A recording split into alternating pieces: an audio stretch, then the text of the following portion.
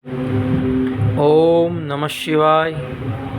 દર્શક મિત્રો, આજે આપણે વાત કરશું ઓમકારેશ્વર અને મમલેશ્વર જ્યોતિર્લિંગની।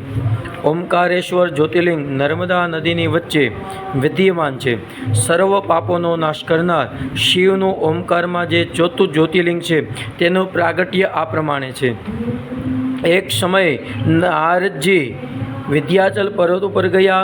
વિંધ્યાચલ નારદજીનું પૂજન કરી કહ્યું, મારે ત્યાં સઘળું ઐશ્વર્ય છે, હું ઘણો જ સુખી છું, પરંતુ એક ખામી છે, તમારી ઊંચાઈ ઓછી છે, મેરુ પર્વત તમારા કરતાં ઘણો ઊંચો છે। નારદે કહ્યું, આથી વિંધ્યાચલ પાર્થિવ લિંગ બનાવી શંકરની આરાધના સાથે 6 મહિના તપ કર્યું। શિવજીએ પ્રસન્ન થઈ વરદાન માગવા કહ્યું, મને જે ઈચ્છા થાય તે ઈચ્છાને સિદ્ધ કરનારી ઉત્તમ બુદ્ધિ આપો। શંકરે તથાસ્તુ કહ્યું।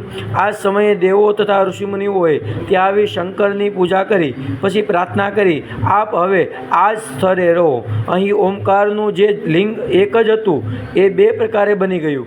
એક પ્રણવ ઓમકારમાં રહ્યું અને બીજું ઓમકાર નામના સદાશિવ રૂપ થયું। એક ઓમકારેશ્વર નદી વચ્ચે માધાતા ઉપર છે અને બીજું અમલેશ્વર નદીના દક્ષિણ કિનારા ઉપર છે।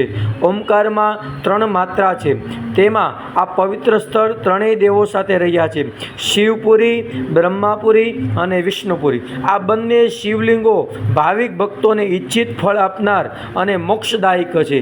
આ મહાદેવના દર્શન કરવાથી પણ માણસનું કલ્યાણ થાય છે અને ધન્યતાને અનુભવી છે।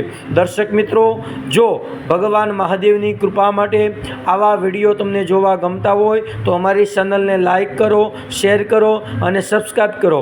અને શ્રાવણ માસમાં દરેક ભાવિક ભક્તોને, યજમાનોને અને ભગવાન મહાદેવની કૃપા રહે, આયુ આરોગ્ય સારું રહે એવી ભગવાન મહાદેવને પ્રાર્થના કરું છું।